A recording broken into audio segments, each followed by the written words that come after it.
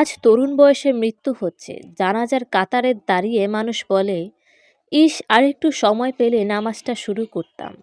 কিন্তু কবরে গিয়ে আর নতুন করে নামাজ শুরু করার সুযোগ থাকবে না। তাই আজ সিদ্ধান্তটা নিতে হবে জীবিত অবস্থাতেই।